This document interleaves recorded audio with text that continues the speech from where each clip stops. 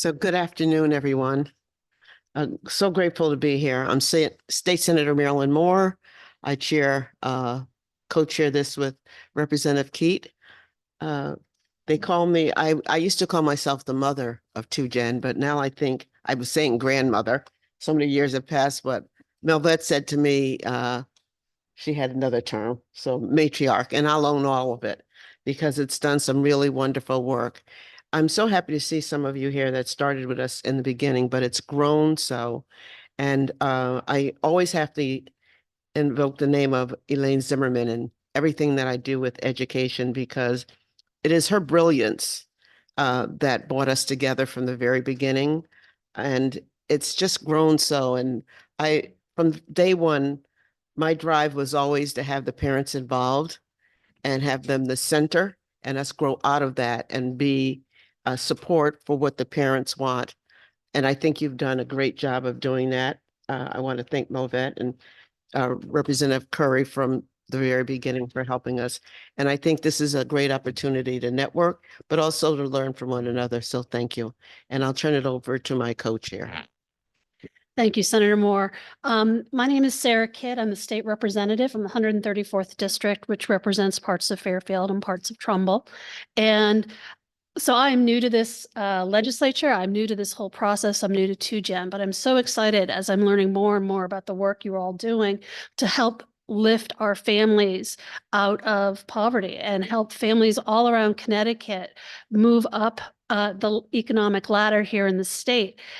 Just this morning, I was questioned, why am I doing this? Because you don't think of Fairfield as being a pocket of poverty here in the state. But more than a third of our children in my district, or about a third of our children in our district, live below the ALICE threshold for a survival budget here in Connecticut. So this is not an urban issue. It's not a rural issue. This is a statewide issue. And it's a moral issue that we have children living in poverty and families who are struggling here in Connecticut. So I'm excited to be part of this work and learning from all of you about how we can move this agenda forward and affect more families living here in Connecticut. Thank you. Good afternoon, everyone. I'm Jeff Curry, the former co-chair of the 2Gen Advisory Council and the current chair of the Education Committee. First and foremost, I want to take a moment and thank Melvette Hill for all of the work that she put in for getting us here together today. It has been quite a while, I think, since I've seen a number of you and had this type of a convening for some great conversations and to see what we've accomplished and knowing that there's still so much more to do around our 2Gen efforts. And yes, what grew out of a little baby program with Ms. Zimmerman all those many years ago to what is now hopefully kind of embedded within a lot of the work that is happening within our agencies with respect to data information sharing, cross conversations that trickles down hopefully into our nonprofits. We definitely have some legislation this year that speaks to a lot of this with respect to truly identifying where folks are doing some of the great work and for our youth and for our families and how we can further those conversations to really get to a point of requiring that continuum of care agreements throughout the state of Connecticut for the betterment of our children and our families. So again, thank you all for being here today, and I look forward to our conversations.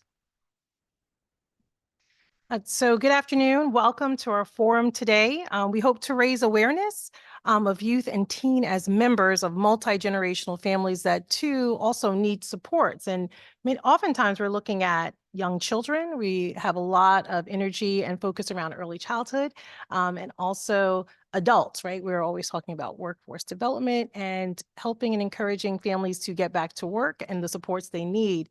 But many times we forget about our teens, we forget about young adults. And so today in our conversation, as we look at innovation and different things that are happening across agencies, across community-based organizations and philanthropy, we really want to elevate and put a spotlight on the areas that we are working to support teens and young adults, as well as the areas that we might still have some opportunity.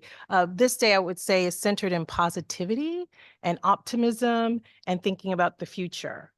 We all know problems exist, right? That's why we're doing the work we're doing. to solve these public problems through public policy that really serves our communities.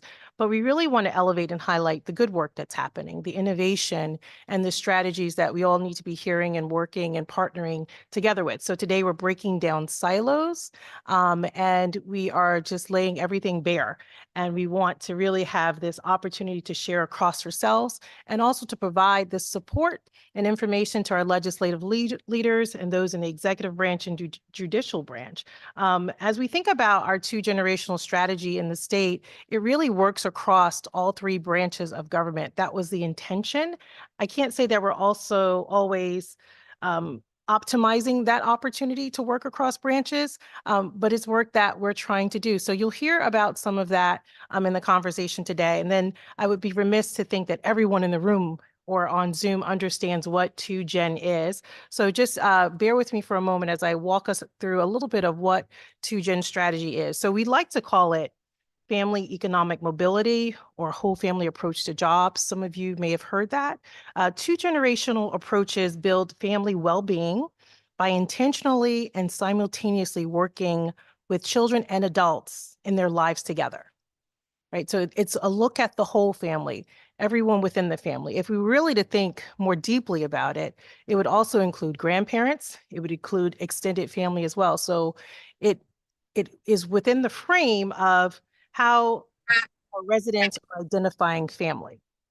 As we provide supports to individual family members, how are we helping the whole family to be successful? So 2Gen Approaches centers the whole family to create a legacy of educational success and economic prosperity that passes from one generation to the next. So we're talking about breaking those ties and delinking this from intergenerational poverty, right? Our strategies are to stop poverty from happening and then also break the ties from one generation to the next.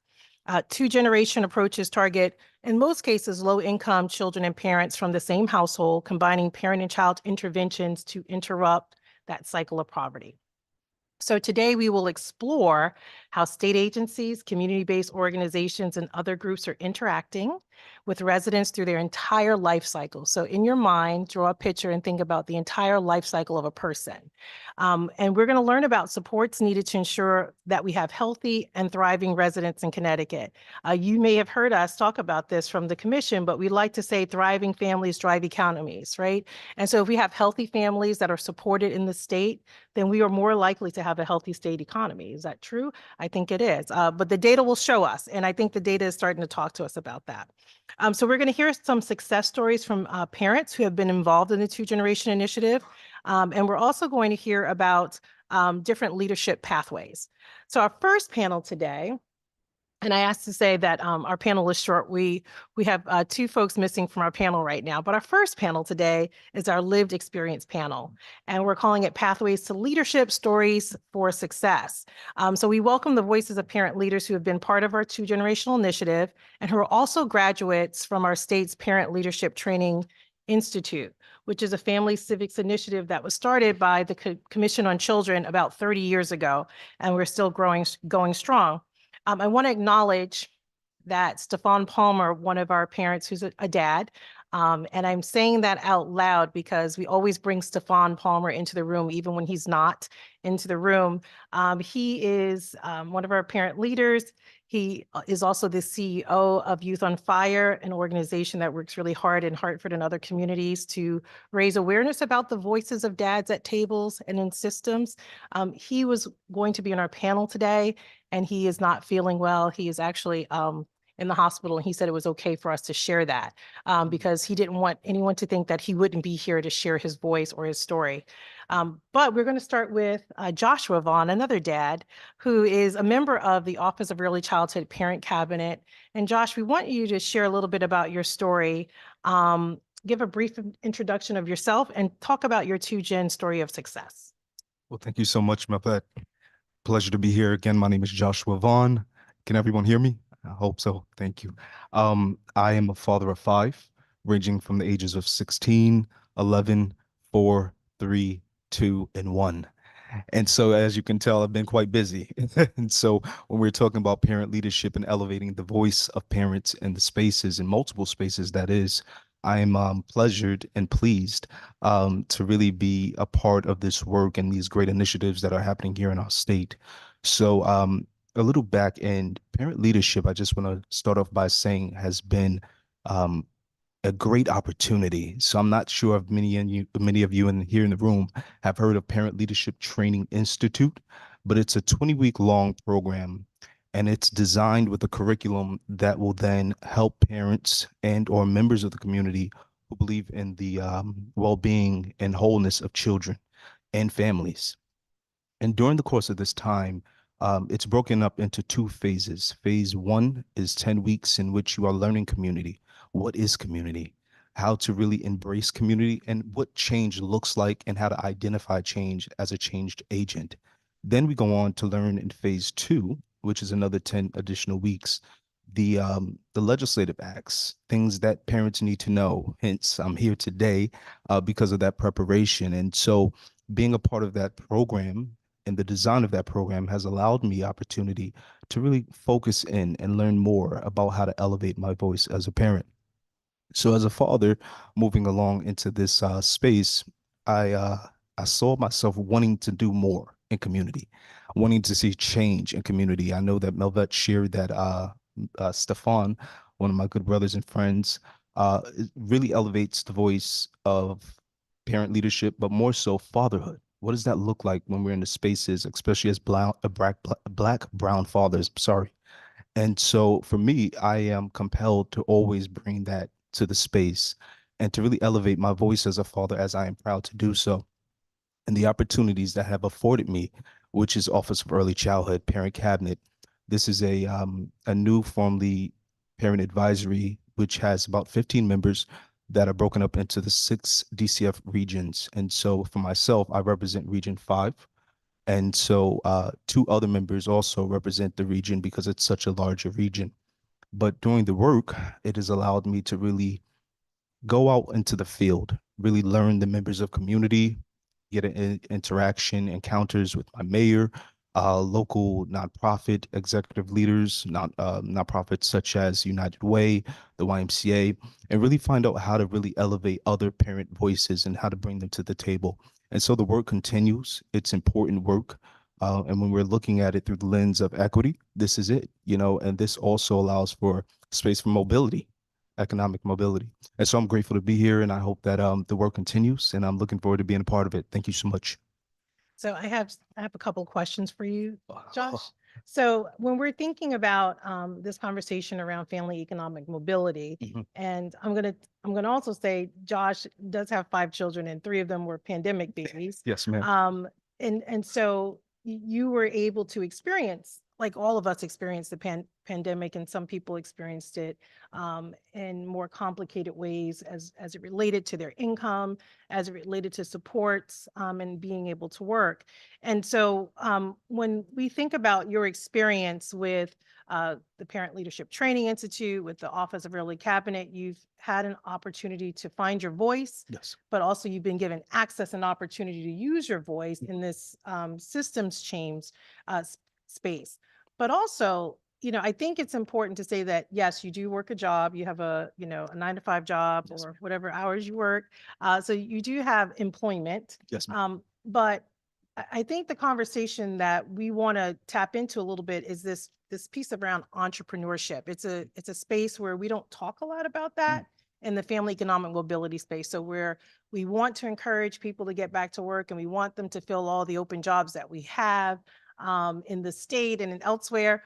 But we don't talk about the opportunities for families to make decisions for themselves about how they want to be working and in the spaces they want to be working. And so during this time, you have had the opportunity to be a consultant. Some ma'am. people call you a parent consultant, many different things, but you've taken this as an opportunity to then share your voice in other spaces and in other states and with other organizations. Can you share a little bit about how being involved in the 2-generational initiative here has given you the opportunity to be in those spaces where you're able to be a consultant and advise other people on policy, but also gain some income from it? Oh, definitely. Thank you so much. And so, yeah, it goes back to PLTI, Parent Leadership Training Institute, and the opportunities that have, or that been presented to me during that time. And so even when I think about sitting on the Office of Early Childhood Parent Cabinet, that was afforded through the Office of Early Childhood having a connection with 2Gen work. And so that started the work through there of the networking and being able to then find other ways by opportunity through Office of Early Childhood to connect to some of those opportunities, such as parent consulting, lived expert consultant, as we know, is really coming up. And so that has a stipend attached to it, which allows me to find that my voice matters, it's valued, and it's valued not with a price tag, right? So I don't like to look at it as a price tag, like I'm selling myself. This is information that is necessary and it's needed. And so there are times, the compensation does help, right? But if there's times that I'm doing it as a lived experience expert, as an in-kind, I'm doing it as well because we want to see the building of community. But one of the newest collaborations that has been afforded to me is working with APHSA and some of their, which is American Public Human Service Association, as a lived experience consultant on their CIC, which is a community impact council. I'm sorry about that. And so that allows for me opportunity to speak on different things that are happening in rural communities and the city, urban, and talking about the different issues of access. So when we're thinking about it as parents and us working, like Melvet has said, I work a 9 to 5. Yes, I have 5 children. I have to. And so I don't have the privilege of staying home. But being able to then utilize my voice and really elevate it in different lens, through different lens and different tables, able to really share what needs to change and the barriers that need to happen. Thank you, Josh. And so we're going to give Janine a moment to catch her breath as she's coming in. But I think I would share here that Connecticut was the first state in the country that we're aware of that actually put in legislation that parents should be compensated for their time and travel when they are participating in these conversations to assist government, right? And so we did that with our 2Gen Advisory Board legislation, where parents make up 25% of the advisory board. So we went from having one parent on the advisory board to increasing that membership to 25% of parents or people with lived experience on the board. And then also added that they should be compensated for their time, advising the advisory board and doing all the things that they're doing, especially because a lot of them are doing work in the community and sharing these messages back. And so we were the first to do that in the state, and it set I guess, this trajectory for other state agencies and organizations to really consider this as something that they should be doing as well. I think people needed permission to feel like we can compensate parents, we can give them a stipend for their time, for their expertise, no different than we pay consultants when they come in and advise us on policy issues. And so we're excited about that. We continue to keep looking at ourselves and how are we doing better, getting better at this, and supporting parent leaders as they work together with us at decision-making tables. So now I would love to introduce to you Janine McMahon, who is one of our colleagues in the 2Gen work, who started out as a parent at the table at our 2Gen Advisory Board and actually out in community. During one of our 2Gen pilots, she was actually brought in by her local organization and said, hey, do you want to be a part of this initiative? And she said, yes, tell me more. And she's never left. It's been more than 8 years that she's been part of the work. And so I'll give her a moment to introduce herself and tell us her 2Gen story of economic mobility and success. Good afternoon, everyone. Thank you for having me. I am Janine McMahon, and I am the 2Gen Parent Engagement Consultant. And I am also the co-chair of the Parent Engagement Work Group, which is a work group of our advisory board. I've been involved in the 2Generational Initiative since 2015, actually. So next year, we'll be celebrating 10 years being engaged in this work. And as Melvet mentioned, I got invited by a nonprofit that I was receiving services from and assistance from, and wasn't quite sure what I was getting prepared for. I thought we were just kind of checking another box and sitting at the table, just, lending myself as the parent in the room. It was so different. Parents were really welcomed into this work as partners. Our voices were heard. The things that we had to contribute were validated. we started what we call the Two Gen Parent Academy, and that was in 2017. And that was as a result of some of the parents in the work saying, hey, we need to share about 2Gen in Connecticut with other parents in community. We need to give other families the ability to meet, speak, have access to some of our legislators and nonprofit leaders and philanthropic leaders. And so we convened all of these different individuals wearing all these different hats on February 4th, 2017, here at the LOB. And it was so well received. We had workshops around ESSA, workshops around entrepreneurship, workforce. We had a housing that had a table. And the reason why we had these different workshops wasn't because it was just the parents that were at the table saying this is what we need. We also went into the community. We talked to parents at PTOs, at churches, in our local groceries, and asked them, what are the issues that you're facing? What are the things that you want to learn about? And these were the things that they offered. And so as a result of parent voice in community, we established this 2Gen Parent Academy and have had 3 iterations of the academy. And it was in partnership with our friends over at the Commission on Women, Children, Seniors, Equity, and Opportunity that we were able to do this. They were the ones who helped us to access funding to make this academy happen. They really understood the importance of parent voice and input, and the importance of parents having access to these key players in community. So this is one of the reasons why I got involved in the initiative, but also stayed involved in the initiative. One of the things that I've experienced as a result was transitioning from a single parent with 2 kids and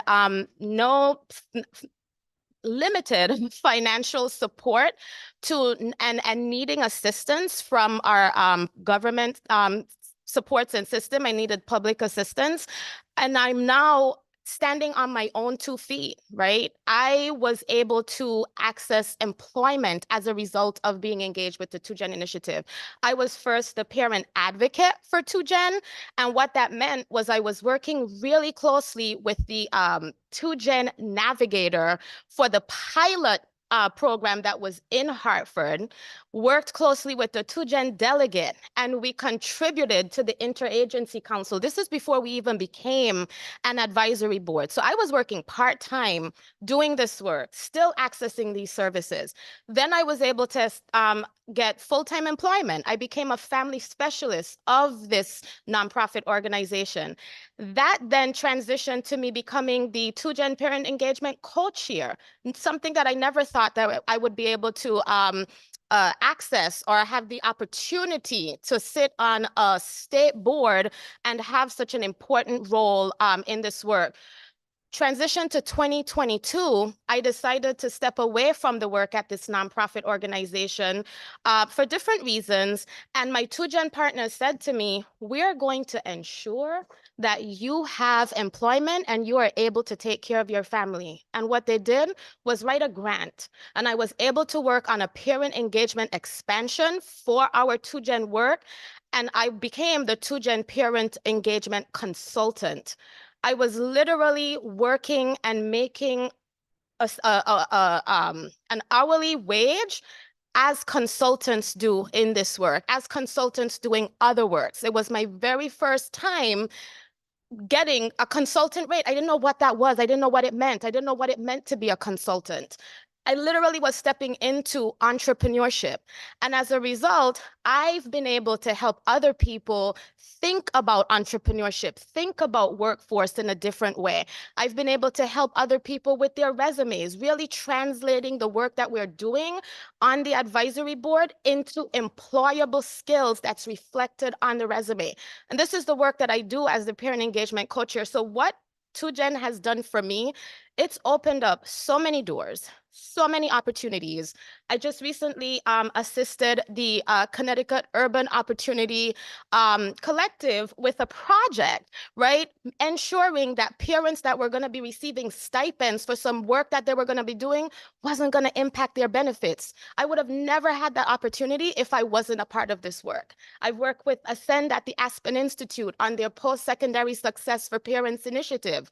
Again, something that I would have never had access to if it wasn't for that foundational work with our 2-generational initiative. So I just want to say thank you for everything that I've been able to accomplish as a result of this work.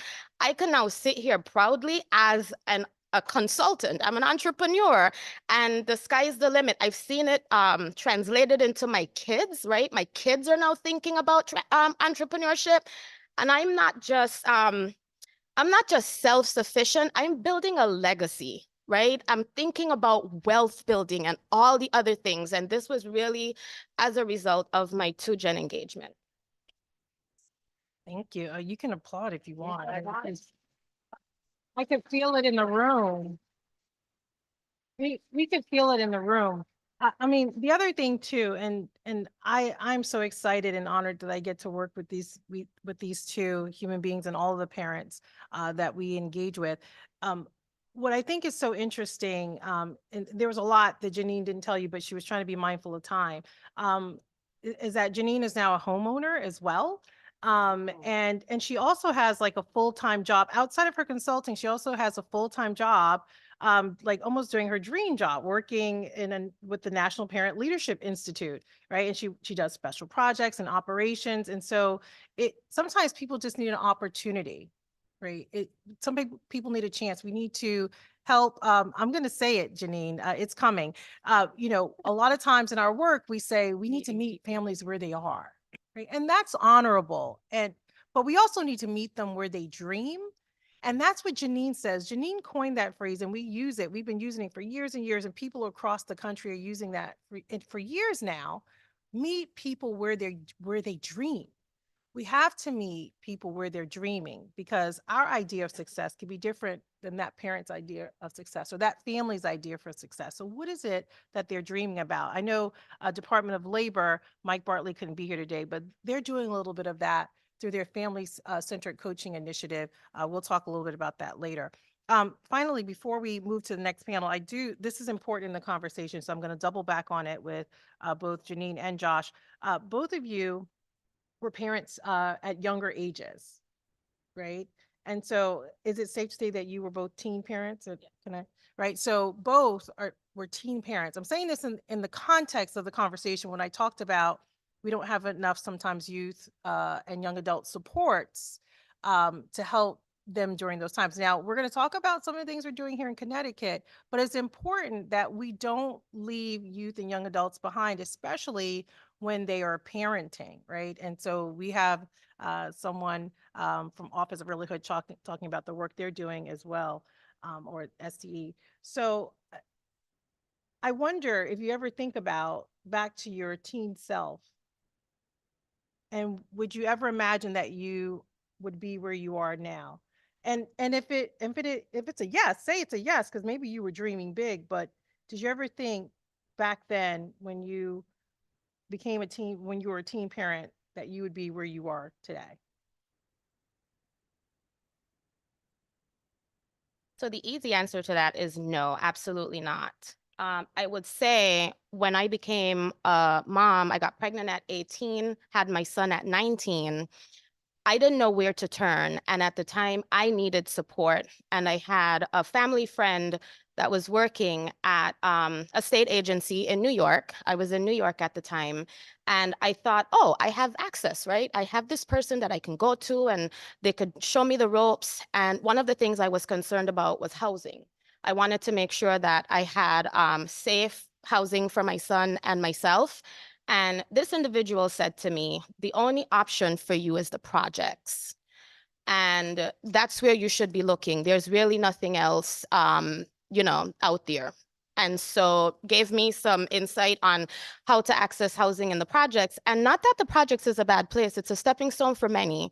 But I made sure that that wasn't going to be my story. So I found a school friend. I was in college at the time. I had started college at 16.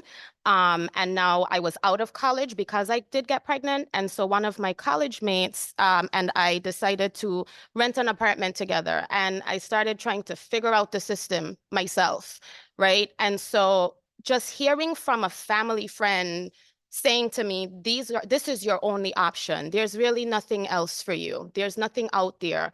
And I decided to make something happen. My answer is no. I didn't know that I would have access to something like this and have opportunity to be a part of something this important and this impactful. What I will say is one of the reasons why I asked for folks to meet people where they dream is because I had my own goals and dreams and visions for myself. And I had to work really hard towards those things. And a lot of the time it was figuring out and navigating the system by myself. And even sharing these dreams with others, it was falling on deaf ears. I came into human services work never having any type of experience doing this work. Again, just opportunity because of the 2Gen initiative and listening to other parents share their stories, needing assistance and trying to help connect them to these supports. I understood the importance of really listening to the goals, the dreams, and the desires of the folks that we are working with and elevating that and navigating them towards those dreams. So that's literally where it came from. And it was my own personal experience that contributed towards that. Yeah, so to answer your question, Melva, no, I never thought that I would see myself in this capacity. I too was a teenage father. I found out a few weeks before my junior prom that I would be a dad, and so I was freaking out, to be honest with you, and didn't know what I was going to do, didn't know what to expect. I didn't have much of a role model of a father figure to know what that looked like. What did fatherhood look like, especially at 16 going into 17 senior year? I didn't know what to expect. And so fast forwarding a year or two after my daughter was born, I'd graduated high school because it wasn't an option, it was a must. And I knew I had to do something. But I never thought that I would be here in this place, in this setting, or even, working along families, working along, state agencies to really build on the importance of family and the importance of lived experience and parent voice. So it's an honor. It's an honor to be here. And I look forward to continuing to model this work for my children so that they do know, that this is the sky and the sky's the limit. Thank you. Thank you.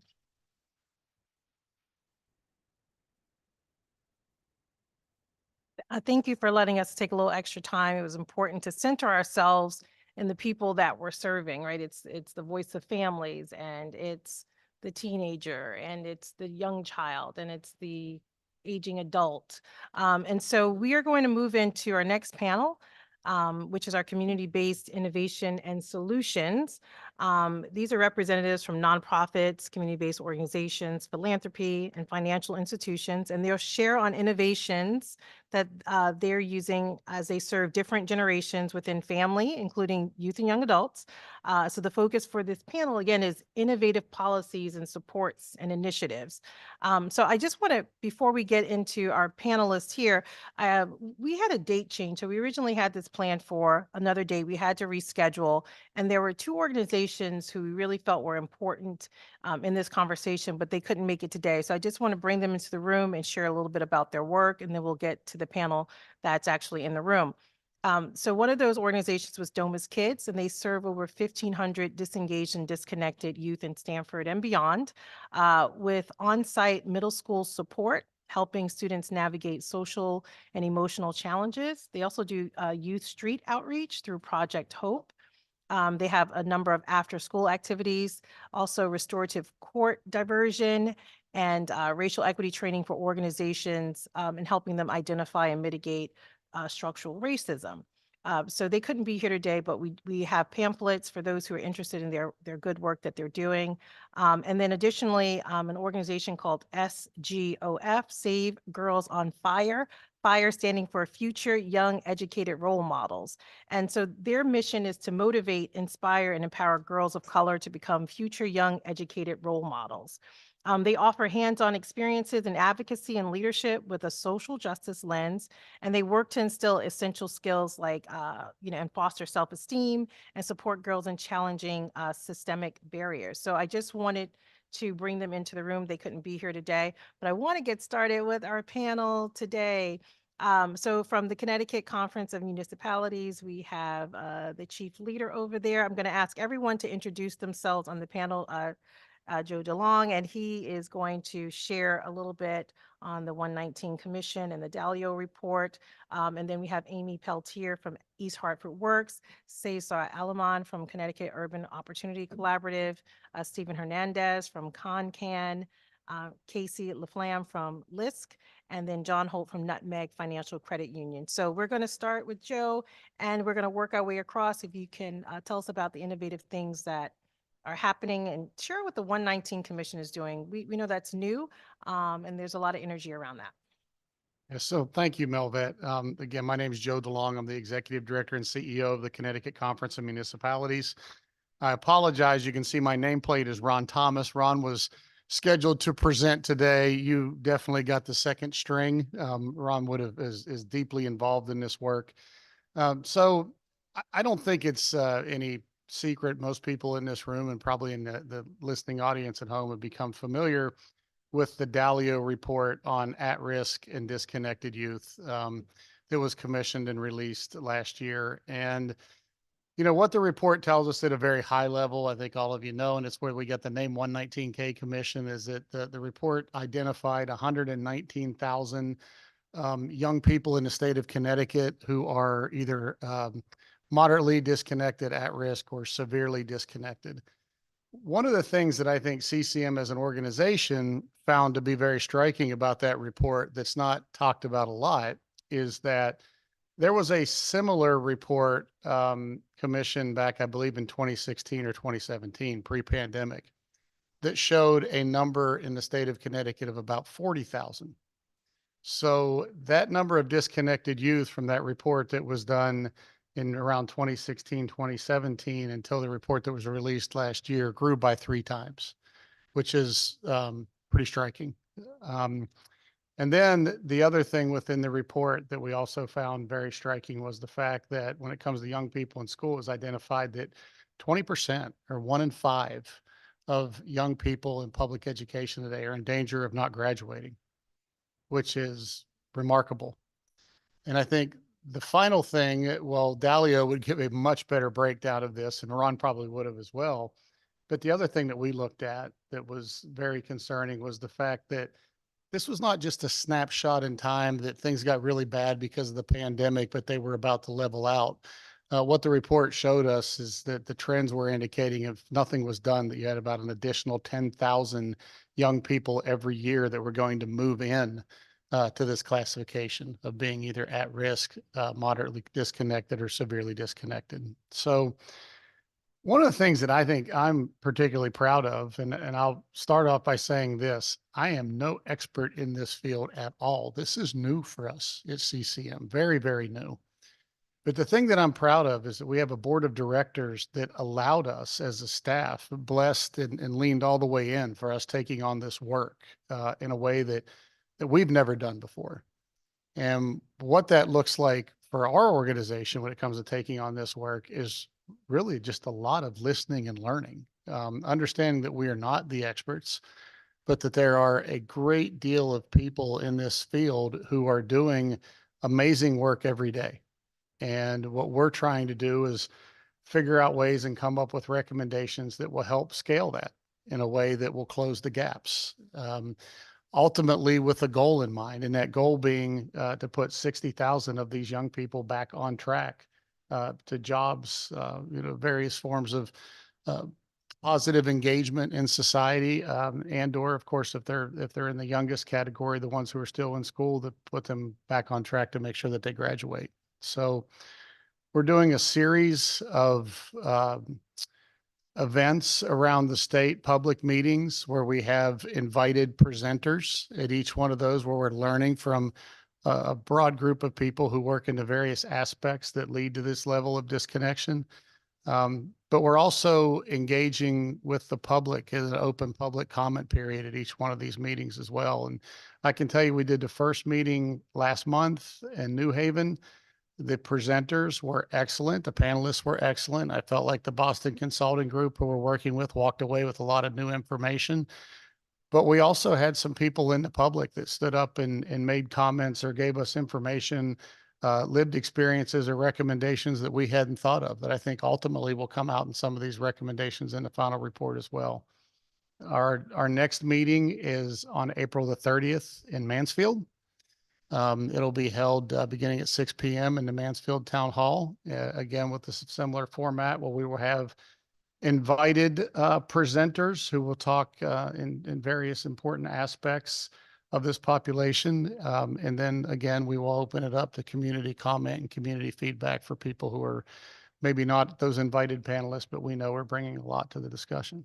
So I went there because I know we have a lot of people to speak, but I will tell you, for what it's worth, in my 9 years of leading CCM, this is by far the most rewarding work that I've been engaged in, and go to bed thinking about it at night, waking up energized for what the next steps are going to be, and hoping by casting that broad tent and learning from so many people who are doing so much amazing work that we'll be able to keep the faces on these young people in mind and do things that really make a positive difference. So thank you for inviting me.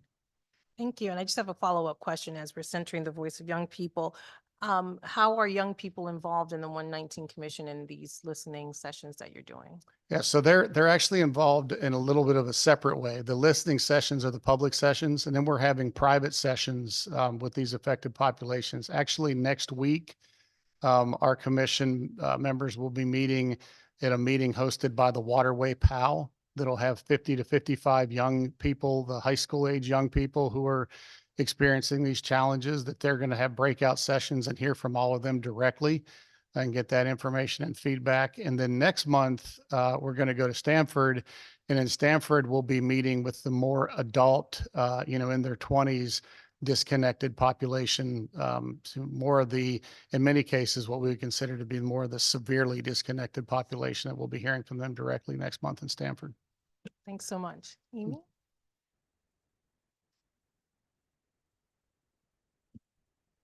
Thank you so much, everyone, for having me. My name is Amy Peltier. I'm the director of East Hartford Works.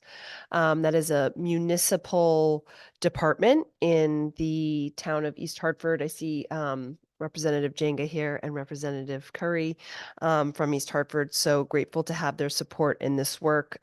East Hartford Works was originally East Hartford Connects, and one of the 5 Connecticut Working Cities Challenge projects that started in 2016 and continues to have connections with the Federal Reserve Bank of Boston and Atlanta, but now fully functioning as a department within the town of East Hartford. Some of the ways that, we're looking at being innovative and supportive of multi-generational families. Number one, introducing young people to workforce and professional opportunities at a young age. Starting in elementary school, we have done career days and weeks of career curriculum, starting at a very young age up through high school and opportunity youth and even community college youth, and folks that are not engaged in post-secondary education, and connecting them with training, but also workforce development opportunities, career services. We offer one-to-one career coaching to any resident in the town. I think that's a unique service offered by a municipality, and our average age of client is actually 32, older than some folks may think. But this is often for younger people when younger than me, that their children are all in school. They find the time to go back to school and to really think about economic mobility. But paired with that program, I think innovation is also getting innovative with policy and funding. I'm also the tri-chair of the Family Economic Mobility Work Group. That's one of the working groups of the 2Gen Advisory Board. And we have looked at policies for years to support families being more economically mobile and being able to be self-sufficient. I won't go into all of that work right now, but one of the important policies that I think aligns well with our programming is a policy we've been talking about for a long time, but continue to advocate for. And that is income waivers for young people who are living in households on housing vouchers.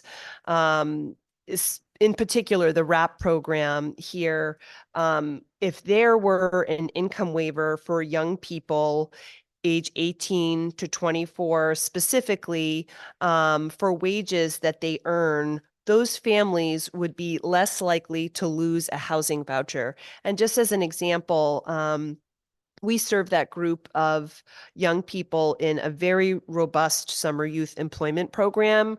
We are probably throughout the calendar year have about 150 to 200 young people in East Hartford working at 20 local businesses or municipal departments. And this is all in the last 3 years.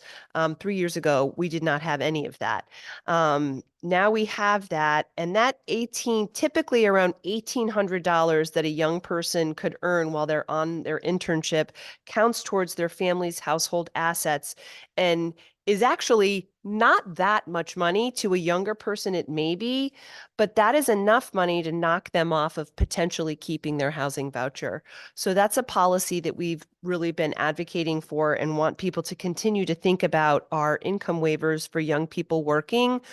Research shows that starting at a young age, when you start earning and learning, that is really kind of a map to show what your lifelong earnings may be. And it's so much better to get young people learning some of these skills when you're in high school, rather than when often they're coming in at 32 years old and it's a little bit more challenging. But the other space where I think we've been really innovative in East Hartford is using our grant dollars in unique ways. Our department does not receive any general fund dollars, so we are completely grant funded. And we've been able to kind of stretch and move those grant dollars in unique ways, whether it's CDBG or ARPA dollars. We've been able to use them to address barriers to employment. So that may be childcare, it may be transportation, offering subsidies for folks, and being really flexible with our asset limits up to at least 300% of the federal poverty level, which is a stretch from many state programs. Asset limits are generally much lower, but also offering really important wraparound supports towards housing. I think someone else mentioned housing earlier. One thing that I regularly hear from our 2Gen parent leadership is that housing is one of those benefits that's kind of a non-negotiable. And I hope that we can all stop and think about, if we didn't have a secure roof over our heads at night and we had children, how we would be feeling about that, and the importance of making sure that families are able to keep a roof over their heads without fear of losing that because all of a sudden they're making a little bit more money. So we partnered with really important people to keep those wraparound supports in place for families. And I think more communities could be doing that with grant dollars. I see Melvette is giving me the Thank you. move it on, girl. So I'll leave Thank it you, there. Amy. And we'll also have space we have folks in the room who can sign up and receive all the resources afterward. And then we also send them out to the legislators. So Great. I know there's a lot of great stuff happening there. Cesar. Good afternoon, everybody. Thank you so much for having me. I hope you can hear me okay. Apologies. My name is Cesar Aleman, and I'm the director of the Connecticut Urban Opportunity Collaborative. We are a collaborative made up of 3 community foundations here in Connecticut. It includes the Hartford Foundation for Public Giving, the Community Foundation for Greater New Haven, and Fairfield County's Community Foundation. Together, our community foundations are working to figure out how to align strategies that dismantle structural and institutional racism, specifically to support social and economic mobility across the state of Connecticut. And over the last 2 years, we've been exploring different policies and different opportunities that might yield that type of result. So over the summer of this year, we collectively, along with 15 community advisors from across Hartford, Bridgeport, and New Haven, we worked together to draft a multi-year intersectional strategy to support social and economic mobility across those 3 cities. And I'm happy to report that work was done not only with the support of those 15 community advisors, who were all community members at the intersection of poverty and community leadership, but also specifically with the support of 2 members who were 17 years old at the time of the design, who brought their own perspective, their own ideas, and contributed towards the development of this strategy. Collectively, we also reached out to about 175 community residents from across the state to provide input and feedback on that strategy.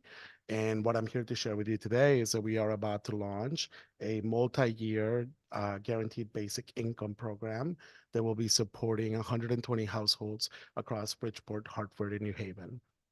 Recognizing that oftentimes what we are looking for are opportunities for folks to make the right choice. But choices are really limited by people's options. And options are oftentimes in a state that's really deeply rooted with issues around social and economic progress, limited by cash and by opportunity. So recognizing that there are over 150 guaranteed income programs across the country, decisively showing that flexibility is critical to a person's opportunity, we are going to be embarking on this program to support 120 households. We are specifically looking to target also some of the households that will be from the ages of 18 to 24. Recognizing that there are specific challenges to the populations that we're serving. I so appreciated hearing from Janine McMahon and Joshua Vaughn today about their personal experience. We recognize through these conversations across the state that no one person's individual journey can look the same. And therefore, if problems are different, solutions must be different. And in that way, what we hope to see is an opportunity for people to take their decision-making into their own hands with flexibility and with more options so they can make choices for themselves that work for them. We anticipate that this is going to be something that we're going to be learning a lot about over the next 3 years. It's something that intersects with a lot of different issues, including issues that were brought up here today by Amy Peltier around benefits, including issues that were brought up before. We are happy to see some of our partners here, credit unions, the commission, recognizing that this is a really intersectional problem that has a lot of entry points. So how can we address as many of these points collectively as possible? We think that cash is one possible solution. It's not the only solution. It works in tandem with other programs. So we're hoping to learn and explore more about that. I want to recognize that one thing that has been said here today about the 2-gen approach is the importance of recognizing that different people have different problems at different stages of their lives. So we feel that there is a lot of opportunity to learn more about how folks navigate those challenges. In the state of Connecticut, we are also part of a larger community of practice for multiple guaranteed income programs that are either launched or launching in the next few months. And one of them, with the Bridge Project, specifically addresses the stage of life that brings life into our world.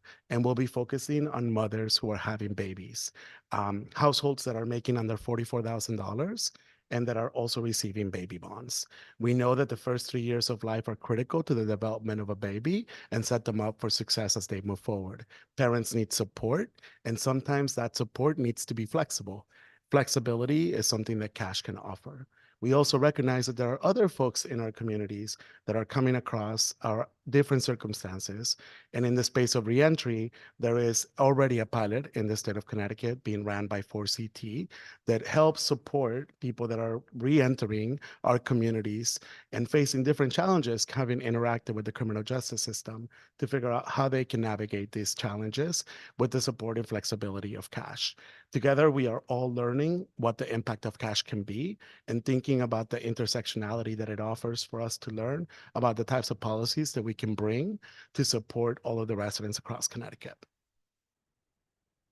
Thank you so much, Cesar. There's a lot. I hope people are taking notes, but there will be a recording. Stephen Hernandez, you're next. Thank you so much, Melvet. And it's so, powerful to see how 2Gen has evolved. For so many generations, what happened was that the same families and communities were navigating systems that were disconnected from each other. So what that meant is that the same families were being sent that way and that way in order to have a chance at economic success and connectivity. And what we find now, and what's so remarkable, you mentioned that about our table here, is that now we know each other. We're working together. Those systems that are giving families an opportunity, a hand up to break those intergenerational cycles of poverty, are now working together inside and outside of government, not only on the equity side, which is let's just get you to the level playing field, but on the opportunity side, let's meet you where you dream, which is really what we all aspire to as part of the American dream. So I'm here today to talk to you. I'm Steve Hernandez. I'm the executive director of the Connecticut Coalition for Achievement Now, CONCAN. And it's a new hat for me, as you know, as I used to be on that side of your table. And what's really exciting is that we're really honing in, I'm going to take 2Gen with me wherever I go. And what we're really honing in on is that moment in our trajectory in life, right? That educational opportunity where we begin to get a flavor not only for our civic engagement, but also for our economic opportunity and connectivity. The earlier we start with putting into the imagination of young people that they are part of the economy and that they are part of the future of the state, I think the more success we might have. And I also love the fact that we're all humbling ourselves here to the leadership and the lived experience of our families and communities. That is the most important thing, because we are learning from the experts, and the experts are teaching us how to make this a better state. And that's our families and communities. I wanted to share an exciting thing that we're doing at CONCAN in our partnership in expanding public educational opportunities in the state. We've been working together with partners on what is called a Taino Academy.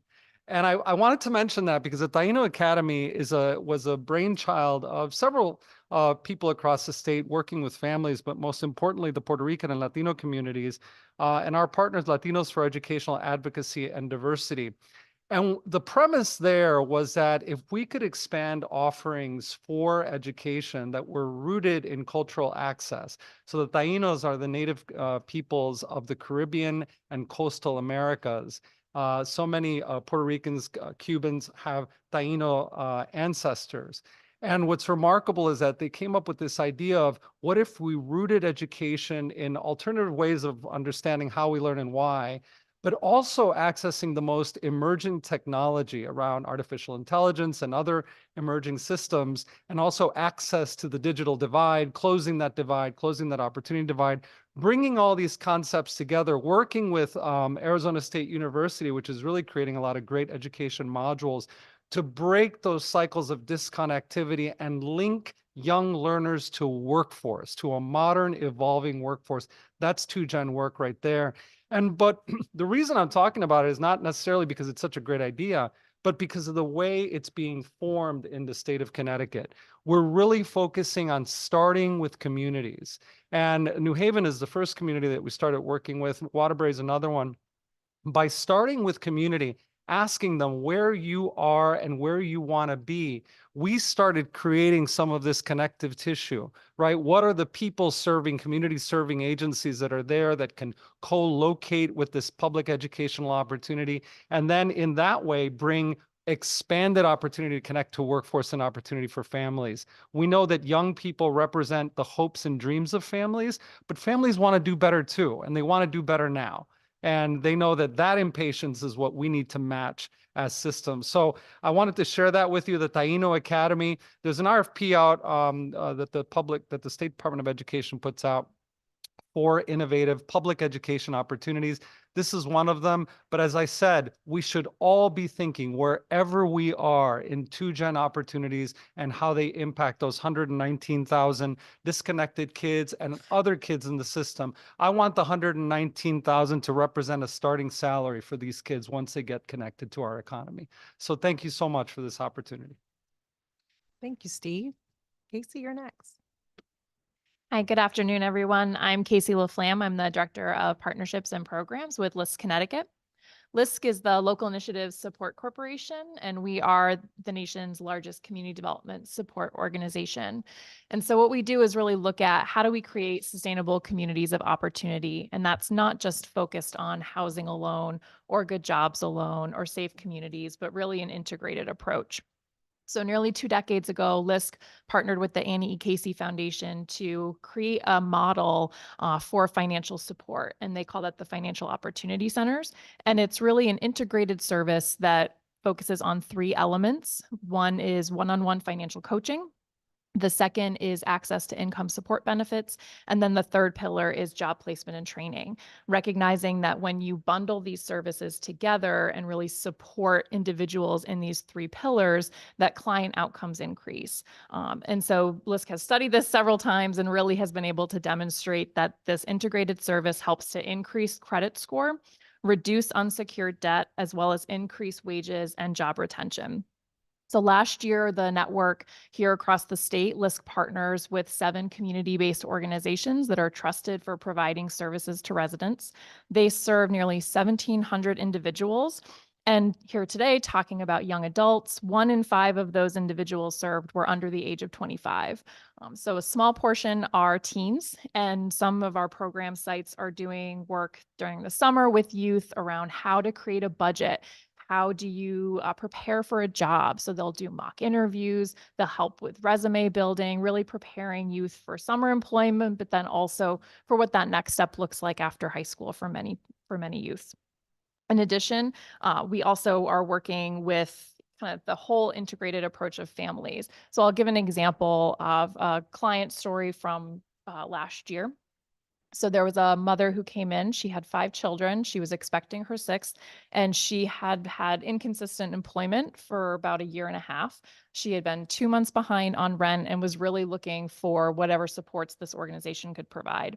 So through that one-on-one financial coaching, that the coach was able to do an assessment, identified particular programs that would help provide back rent relief for the client, as well as screen her to understand what types of employment she was looking for. This woman did have a college degree, so it was able to open up some additional opportunities. And the coach was able to find her a remote job for an insurance company. So it created flexibility for her, and considering that she had 5 young children, so she was able to pay back that rent. So now she's stably housed, has stable income, which obviously trickles down and really impacts the family as a whole. And then the next step is that that person will be coming back to continue working with the financial coach around building out a budget now that she has an idea of what that sustainable income will look like over the long term. So really, we recognize that when parents do better, children do better. And so trying to connect families with additional supports and services that may step outside of that traditional financial coaching. That's what's really unique about the FOC model, is that we're working with community-based organizations who are all unique in terms of the populations that they serve and the additional types of programs that they offer, and bringing all of those groups together across the state, creating this network of peer learning and peer connectivity with the goal of really increasing outcomes for the individuals that we're serving. So thank you for having us here today. Thank you. Last but not least, John Holt. Thanks, Melvet. My name is John Holt. I'm the CEO at Nutmeg State Financial Credit Union, and we were introduced to 2Gen by Steve Hernandez here about 1 year or so ago. And we've embarked on really this entire strategy through the entire credit union. But I wanted to give you a little bit of background on Nutmeg first.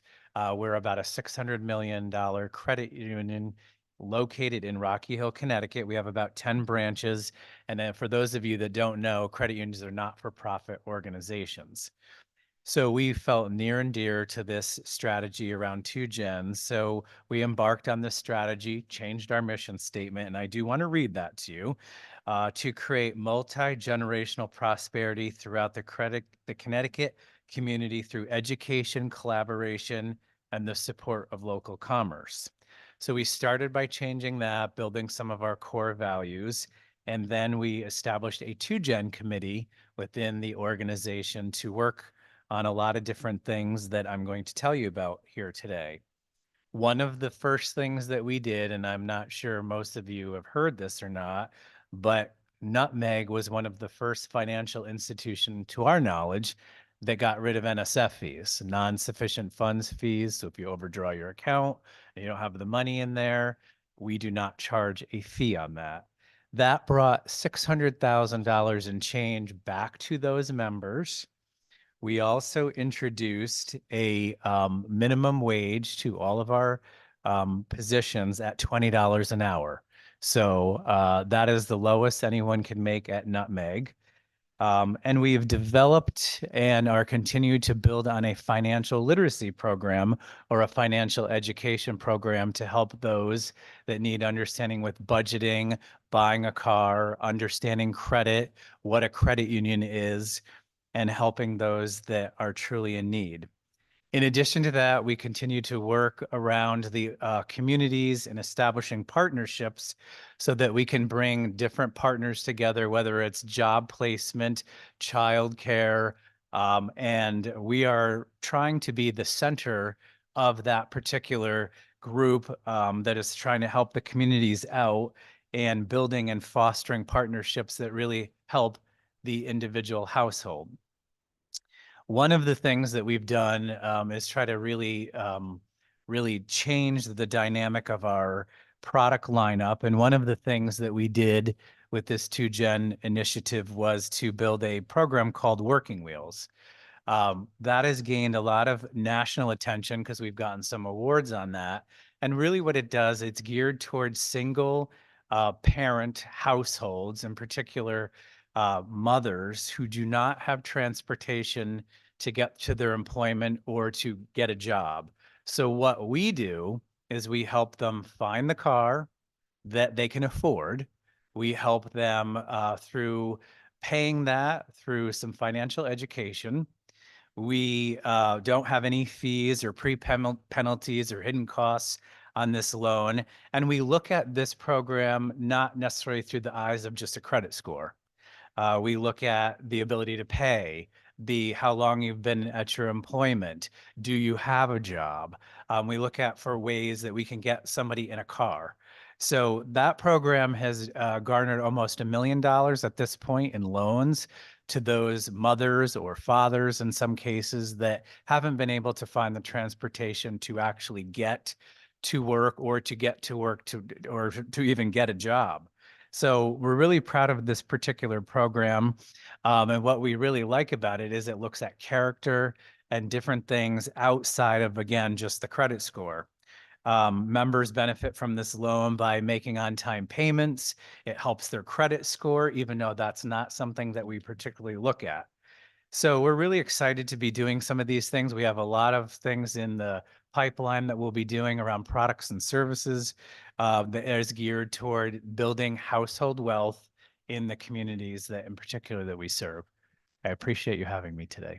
Excellent. Thank you so much. I've heard from some of our 2Gen parents who have actually, talked about that program. We thought it was important that you were going to be here and share on that today. It has been very helpful to one parent who actually is not here today, but has told us, right? I wasn't able to get my car without the Working Wheels program. So thank you very much for the work you're doing there. And so we're wrapping up our first panel, our second panel actually. And as you heard, there was a diversity of different things that are happening across different types of institutions, as well as in different parts of the state. So this is a sign that we can do this, right? Like we're just learning from each other. I also, in the back of my head and also close to my heart, are the folks who live in rural communities, right? So when we're talking about working wheels, like that might be an opportunity for folks in rural areas that don't have access to transportation through a bus line or a train. And even in some spaces for folks like my son who, works really early hours and he needs someone to drive him to work or take a Uber because there's no bus running, right? So lots of interesting things that we heard on our first panel. We're going to move to our second panel, which is our panel of our state agencies and also some of our policy leads from the Commission on Women, Children, Seniors, Equity and Opportunity. We're going to start with Christina Morales from the Office of Early Childhood. She is actually our state's 2Gen coordinator, and we're so glad to have her. We've really been putting her to work. She's working really hard. She hasn't even been here a year yet, and we're glad that she's still here and doing the work and leading us that way. So Christina, you're going to share today, and then we're going to move on down the line through OEC and the other agencies. Christina. Thank you, Melvet. Yes, it's only been 5 months, everyone, 5 months, but it's truly been a wonderful journey to see all of the things that are happening across our state. It's a learning curve. This is very different for me. I have been in 2Gen work for a really long time. I want to say maybe 15 plus years in either community schools in Hartford, through the Family and Community Partnership, through the State Department of Ed and Public Education. But all of this that I'm hearing is so wonderful. I've worked with and worked for Compass Youth Collaborative, who work with disconnected youth. Hi, Shelby. And I've worked with Shelby in after school initiatives. So I truly understand and believe in the 2Gen work and how important it is and how we don't forget that the whole family approach is extremely important to our state and what benefits can come from that. Nutmeg, I think you guys are doing amazing things. I have worked with you through our after school programs and your financial education programs, and for both students and families simultaneously. So kudos to all the great work that you that I just heard. And Cesar, I'm looking forward to our journey as well. So I say all of that to kind of just give folks an idea of where I've been, where I've come from, the work that we're doing now, and how dedicated I am to that. So 2Gen's priority is on family economic mobility and family well-being.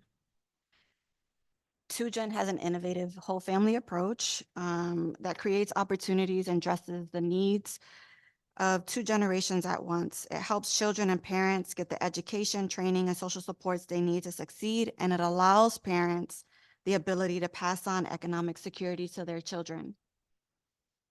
You heard Janine earlier speak to her journey and the 2Gen opportunities that were afforded to her. She is our living, breathing proof that 2Gen really works in our state if we are committed to that.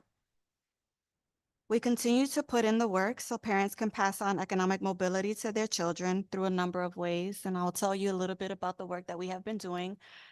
Just in they've been doing it a lot longer than I have, but in the past 5 months, there's so much that has been happening. First, through our Benefit Cliffs work, we are working with different family serving agencies who serve to implement the Atlanta Federal Reserve CLIF tool. And in this CLIF tool, they identify how clients how they may earn raises and how that impacts their current benefits, and or identifying if they've entered a particular career field, what trajectory it would take them on. So this CLIF tool has really been helping different state agencies, family serving agencies across our state to work with families and help them think a little differently on how they want to maximize this opportunity. We've been working on workforce-related impacts with regional sector partners and CBIA, bringing attention to employers and human resource hiring staff, specifically on the advancement in employment and its impact to employee awareness of why families are not taking advancement offers. If families can't climb it impacts their children, especially those who are 14 to 24. We are also in this space. I mentioned a few partners. There are partners here that we are working with that are not in the room. And some of those are the Office of Workforce Strategies, the Department of Labor. We're working on putting out, or we have put out, an RFP on transportation feasibility in the state. And we are looking for additional families and parents to participate on a subcommittee who can represent families in rural areas. So thank you, Melvet, for lifting that up. And we're looking at this feasibility study RFP on how it can impact those who lack car and transportation access through either car buying or car loans. And so we're working on that with our partners. We continue to build parent leadership with Connecticut families represented on our 2Gen advisory board, also in our parent engagement work group, and making sure that we continue to lift up our families in each of our initiatives. And that's just a little bit about what we're doing. I don't have enough time to tell you about all of the other great work that we continue to work on. Melvet? Thank you, Christina. And next, Dr. Shantae Hanks. And also, before you go, I just want to acknowledge that we have several committee meetings happening today. So you'll see our legislators moving in and out as they have to go vote and hear what's happening in the committees. So thank you, Melvet. Would you like me to start, or would you like Karen to tee up Head Start first? Whichever's best. Thank you, Melvet and Dr. Hanks. Hi, everyone. My name is Karen Pascal, and I am Connecticut's Head Start State Collaboration Office Director with the Office of Early Childhood. The Connecticut Office of Early Childhood is a state agency that oversees a network of programs and services that help our young children and families thrive, and also allow our families to enter the workforce, training opportunities, and/or school. I'm going to highlight just a few of our initiatives and programs because we don't have time for everything. But we do support more than 400 early childhood programs across the state, serving over 40,000 children. We also help support those early childhood professionals with quality improvement to improve their childcare practices when they're providing services. We help our low-income families pay for childcare with our Care for Kids subsidies. And then we also help to build the capacity of families to support the children and be their child's best advocate through two programs. One is home visiting, which provides parenting and child development supports to families of young children and pregnant women, and also Birth to 3. So Birth to 3 provides support for families whose children have developmental delays.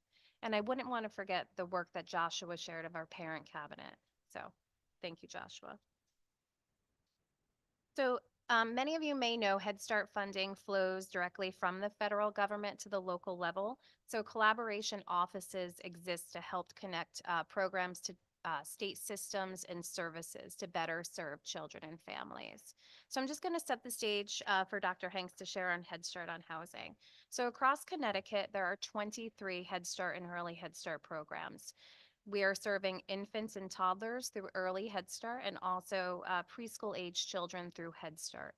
So there are 5,000, a little over 5,000 spaces for infant, toddlers, and preschools. And programs are delivered in a variety of settings in our public schools and child care centers and family child care homes, and also in the family's own home through a home visiting model. So I like to think of Head Start as the original two-generational model. It is nearly 59 years old, and we're providing early care and education for the children in for services, also health services. So our programs are ensuring that children have medical homes, that they're up to date on their immunizations, and that they're attending their child well visits. And also parent engagement. So parents are very involved in Head Start services. They serve on policy councils and policy committees, helping to make decisions about the program. And lastly, we connect our families to social services. So we connect them to the services that they may need in the community because they'll long serve the families after they leave us. So a little bit about Head Start eligibility. So the family level is at or below the federal poverty guidelines. So just to put that in perspective, a family of two is earning just over $20,000 per year. You're categorically eligible if you're a foster child or if you're receiving public assistance such as TANF or SSI. They recently added SNAP, and thanks to my colleague on my right, we had a great state agency collaboration where we wanted to ensure that all Connecticut families were aware of this change in eligibility. And so I can share today that those numbers nearly tripled from one year to the next of how many families were determined eligible through SNAP. And lastly, if the child or family is experiencing homelessness. And so we use the McKinney-Vento definition of homelessness, and Dr. Hanks is going to share about Head Start on housing.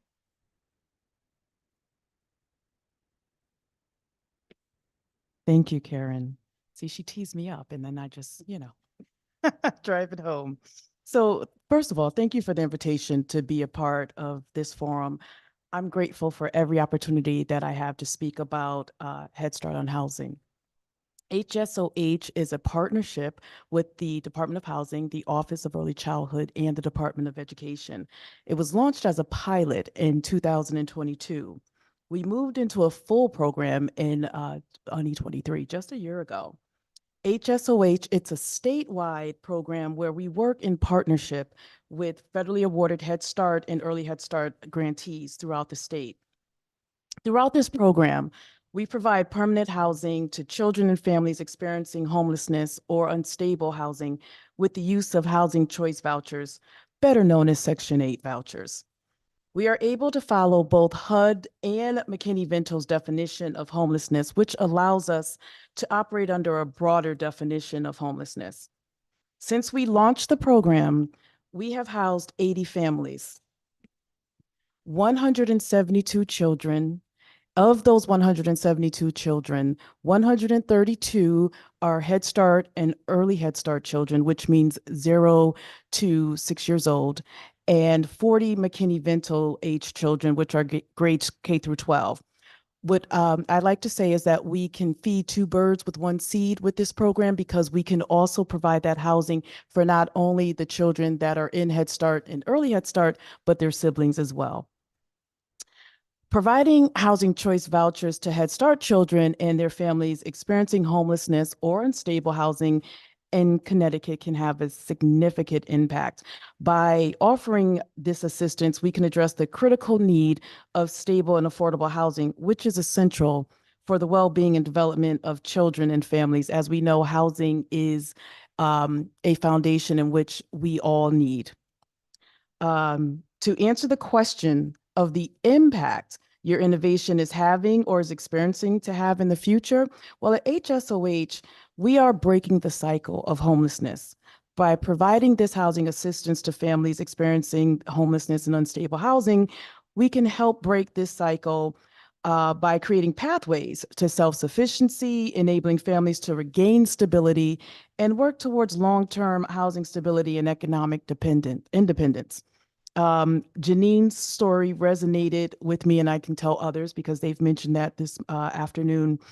Janine, your story resonated with me because in sharing your experience, you mentioned that you're now a homeowner. Through Head Start on Housing, we can connect families with the Family Self-Sufficiency Program with our HUD housing choice vouchers. The FSS program can provide parents with access to job training, completing their education, furthering their education, and attaining their own personal transportation. And finally, we can assist families with purchasing their first home. The Family Self-Sufficiency is just that. We can also assist with the down payment. So again, we have the opportunity to have an impact on families and essentially foster generational economic growth through home ownership. Thank you. Thank you. Before we move on, I feel like I should have wear many different badges and hats because all the stories are resonating with me. But I have to say, I just have to do a shout out to all the Head Start families. I was a Head Start family. I had twins in Head Start. And for those who have experienced Head Start and been a part of it, there's also a leadership pathway there for families, right? Through the policy council and also through volunteering in the classroom, right? Parents are invited. Actually, it's like it used to be, at least when I was back in the day, I won't say how long ago, that, it was almost a requirement that you came and you volunteered in your child's classroom because they wanted families to still be a part of that education piece, also connecting with their child and also being able to learn from that environment. And so I am so grateful to Head Start. That's actually where my parent leadership experience started in Head Start. Thank you. And indeed, they are involved so much so. The reason why our program is so successful is because of that partnership that we have with the Head Start programs. They make these referrals. Well, ideally, when the program was launched, the thought was that the referrals would be made via our liaisons at the partnering Head Start locations. But as you know, the more outreach that we do, the more that the word gets out, we get referrals from various directions, but from various stakeholders, legislators, what have you. And we appreciate it because ultimately our goal is to provide that permanent housing, but we couldn't do it without the partnerships that we have with those Head Start folks that are there on the ground working with the families and providing that support throughout, because just giving a family a permanent housing voucher is not where it ends. We continue to work with these families, and that's where also the FSS program comes into play, because it's very helpful when we have the Head Start liaison explain to us that this parent would be able to find stable employment if they had transportation or if they had that job training. So we understand that this is not one silver bullet. It's not going to happen overnight. And that's why, again, this program works, because we stay with the families. We have families that, we do have a family actually that one of the parents is an employee now at the program, in which referred her to our program. We also, Joshua, we have a father that we are now transitioning into FSS because he is eager to become that homeowner and he's ready. So we're seeing the program working. And I forgot to mention, we are the only Head Start on Housing program in the country. So we also are working to help other states to launch such a program, because we understand this is a need throughout the country. Thank you and congratulations. And now to Shelby Pons. Well, I would also like to thank you for giving us the opportunity today. I feel very humbled to be in a room with people who are doing such amazing work and advocating for such important work. I am from the State Department of Education and will take any opportunity I ever have to talk about the Supports for Pregnant and Parenting Teens program. This program started in 2010, when President Barack Obama has put funding available for the first time to support students who decide to be pregnant or parent. And he did that because he was a product of a teen parent. I always say he was the most successful teen parent that I know of, but there are so many now that this is just amazing that we are meeting people where they dream and not where they are. So thank you for your stories. So this money dried up some time ago, a few years ago, and we were able to continue the work through ARP-ESSER funding.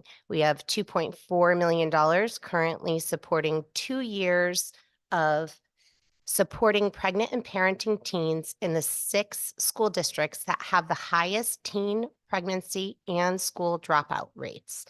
Those are Hartford, New Britain, Bridgeport, New Haven, Waterbury, and Windham.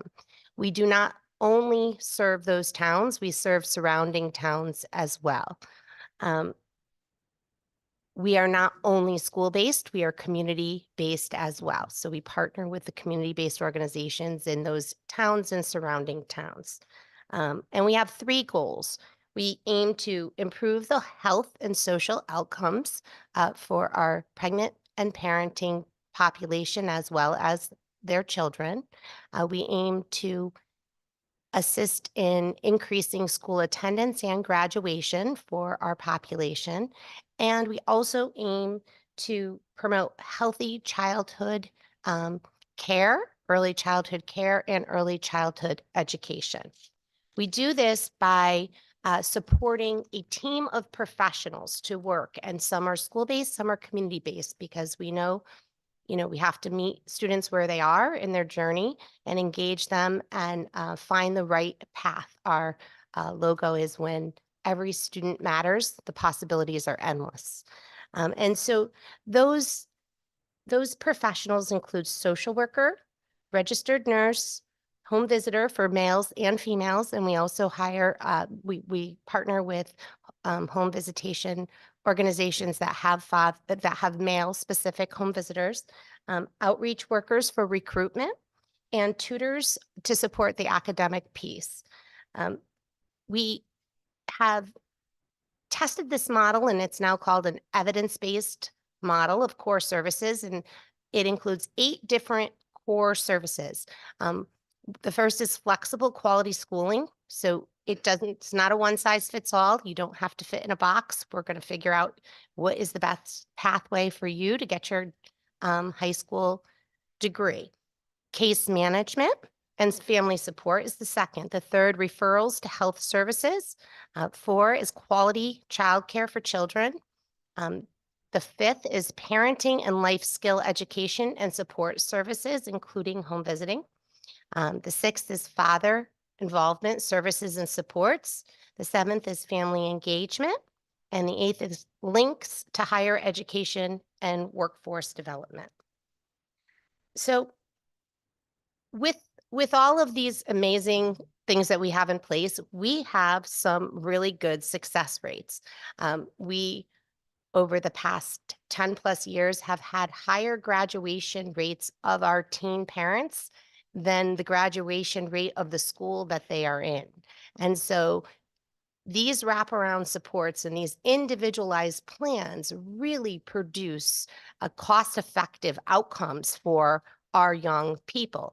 100% of the children of the teen parents are connected to a medical home, up to date on health and wellness visits. And we have 87% of our students who are not of age to graduate advancing to the next grade level, right? So, and we have over 97% postponement of an additional pregnancy. So the family planning and it being the student's decision on when they would like to grow their family has been postponed until after they've received that degree. And so we have some really great outcomes, but we also have more work to do. And we have, some barriers that we're working on, funding being one of them. We also would like there to be a parent-student identifier. So when if you become a parent and you're a student, you're a parent forever. So it's not just that first year that you became a parent, right? And so we want to be able to know how many parenting students are out there so we can address the needs appropriately. There are a lot of policies that have been impacted at the local level based on our work. One example I can give you is in one of the districts, fathers were told if they were to miss school to attend the birth of their child, that it would be an unexcused absence. And our program was able to change that policy to not only support, but encourage fathers to be at the birth of their child. We also face struggles with child care subsidies. Care for Kids is wonderful. One area we really need to see some change in is the ability for students to qualify. So right now, if you work, you can qualify, but if you're under 18 and you're trying to attend school, or even if you're over 18 and you're going to college, there are some barriers, and we want to see some changes there so that we can support our most vulnerable in getting that education. Shelby, and Shelby, I'm sorry. Oh, So we're close on time. Oh, Were sorry. you going to share a story or the person? I do. So I was asked to share a story of someone who has gained and succeeded through this program. And so instead of telling you, I would like to introduce Jasmine Alexandra Rodriguez, who is a living story of success through the Supports for Pregnant Parenting team.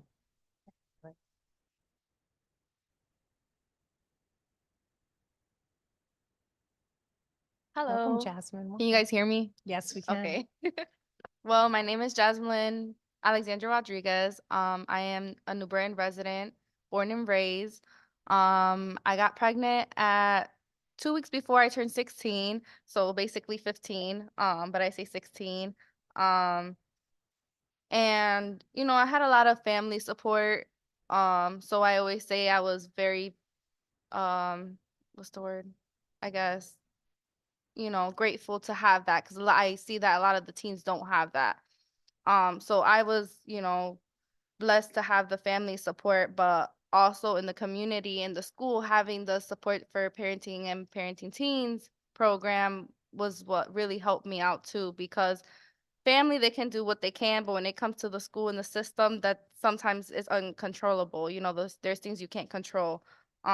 So I'm grateful that I got the experience to be in that program, to have a home visitor, to be introduced to all the resources in the community, because even though I was born and raised in New Britain, there was a lot that I didn't know, especially as a teen.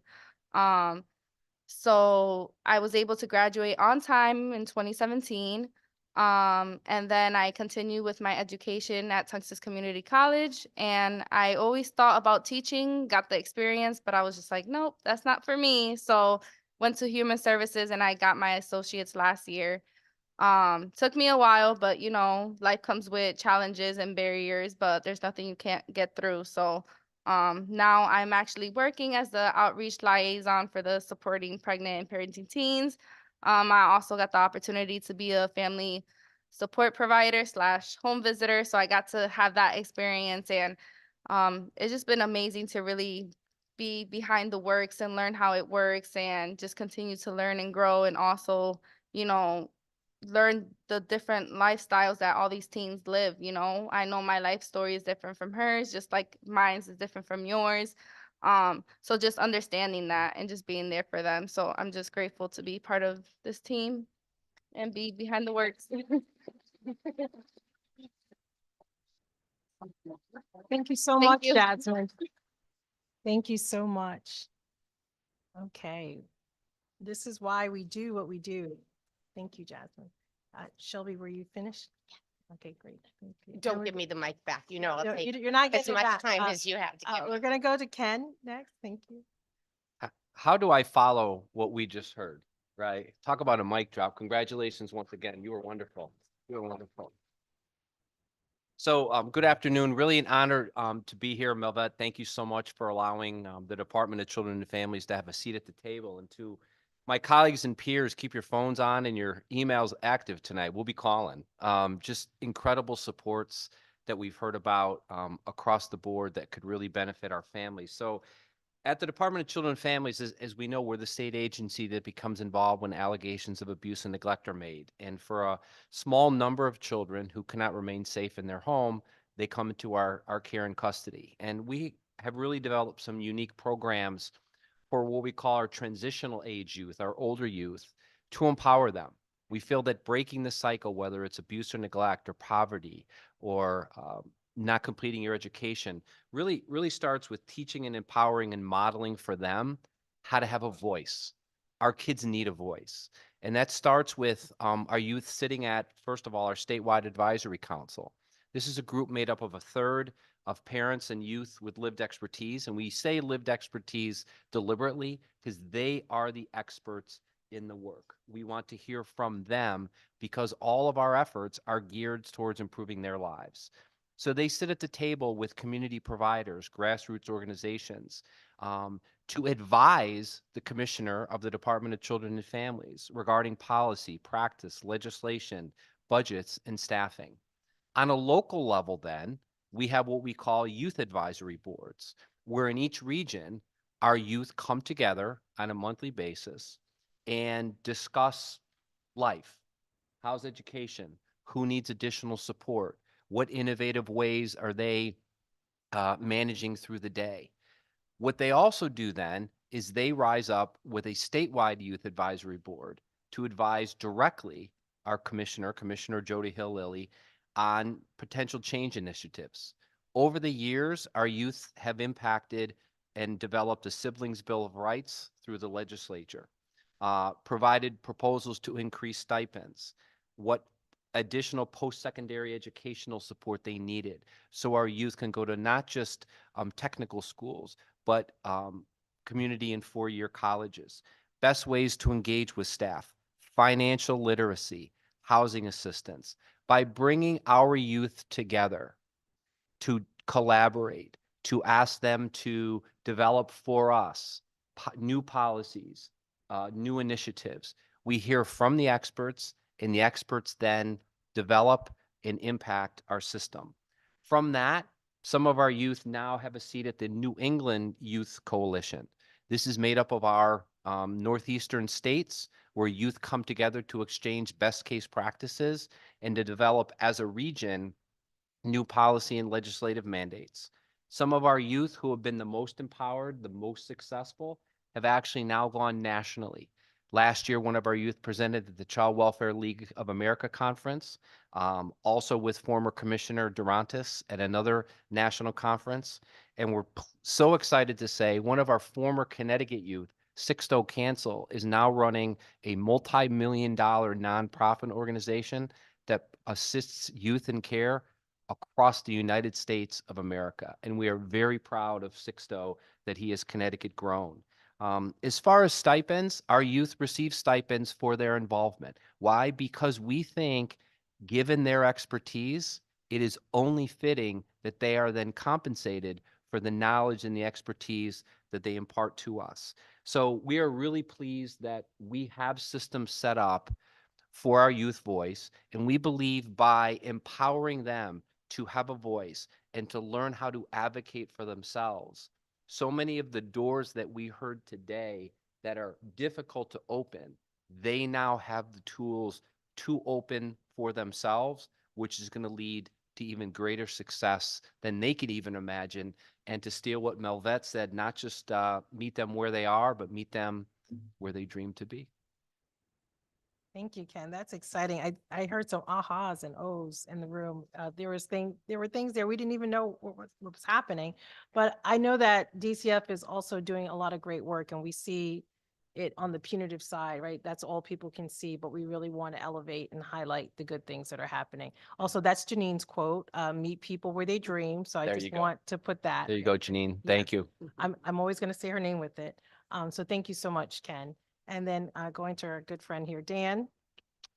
So good afternoon, everyone. My name is Dan Giacomi, and I'm honored here to present on behalf of the Department of Social Services. For those of you that are aware of the social services, you know that we serve over 1 million residents each year in providing health insurance or medical assistance, as well as food assistance and some monetary assistance to our residents in Connecticut.